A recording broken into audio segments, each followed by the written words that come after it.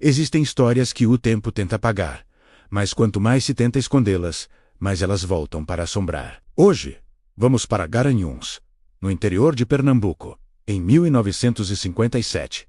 Imagine uma cidade fria, serrana conhecida pela sua religiosidade profunda, pelas procissões, pelos sinos da igreja que marcavam as horas e pela fé quase absoluta na Igreja Católica. Na década de 1950, o bispo não era apenas um líder religioso. Ele era uma autoridade moral, um símbolo de pureza, poder e respeito.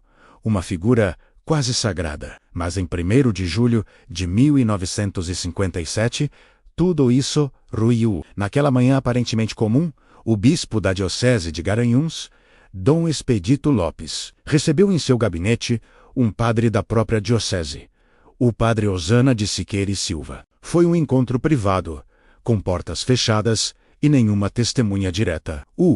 Que começou como uma conversa, terminou como o maior escândalo da história da Igreja no Nordeste. Dentro daquele gabinete, longe dos altares e dos fiéis, 2 homens de batina não falavam de fé.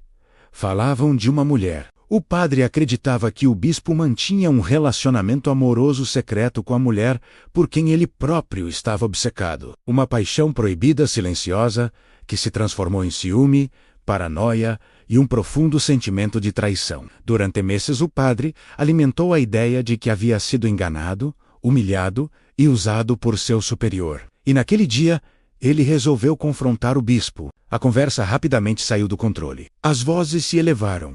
Acusações foram lançadas. Houve negativas justificativas e, por fim, silêncio.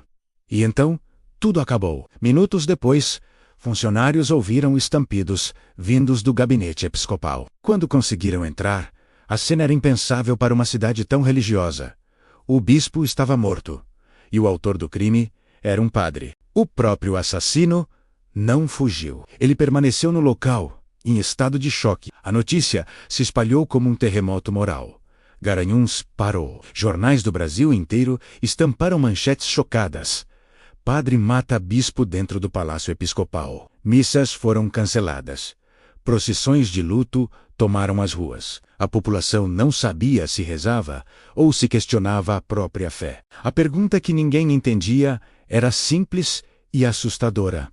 Como um homem consagrado a Deus mata o próprio bispo? Com o crime, veio o julgamento. A defesa alegou que o padre sofria de grave instabilidade psicológica, com crises de obsessão, delírios de perseguição e um comportamento paranoico. Testemunhas relataram que ele vivia em constante sofrimento emocional, consumido por ciúmes e por uma paixão não correspondida. A acusação, por outro lado, sustentou que o crime foi planejado, motivado por vingança e frustração amorosa. Um ato premeditado.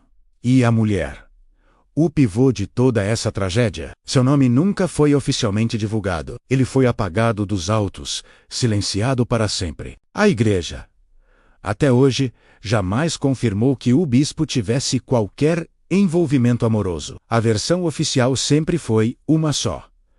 O padre agiu por perturbação mental, mas jornalistas da época registraram algo diferente. Nos bastidores da cidade, o relacionamento era conhecido, comentado em voz baixa, protegido pelo silêncio cúmplice da comunidade. O resultado do julgamento foi, no mínimo, polêmico. O padre foi considerado culpado, mas a justiça reconheceu sua capacidade mental como parcialmente comprometida. Ele não cumpriu pena numa prisão comum. Em vez disso, passou parte da vida em instituições psiquiátricas. Teve sua pena reduzida e, por fim, desapareceu completamente da vida pública. Ou seja, ele matou um bispo e não pagou como um assassino comum pagaria. A Igreja também nunca o excomungou formalmente. Preferiu o esquecimento, o silêncio, o apagamento da história. Mas em Garanhuns, ninguém esqueceu. Até hoje, moradores mais antigos dizem que o bispo morreu 2 vezes.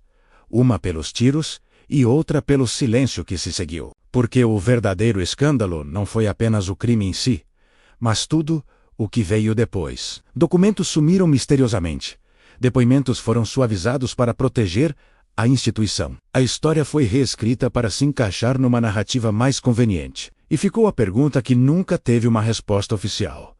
O que realmente acontecia dentro daquele palácio? O caso de 1957 não foi só um assassinato. Foi a primeira grande rachadura pública na imagem de santidade absoluta do clero brasileiro. Ele mostrou de forma brutal que por trás das batinas existem homens. E onde existem homens, existem paixões, conflitos, vaidades e tragédias. E é por isso que, quase 70 anos depois, essa história ainda ecoa pelas ruas de Garanhuns. Não como uma lenda, não como um boato, mas como um fato real, que prova que até nos lugares mais sagrados, o lado mais sombrio da alma humana pode se esconder. Se você gostou de conhecer essa história impactante, curta este vídeo e compartilhe com seus amigos. Obrigado por assistir e até a próxima.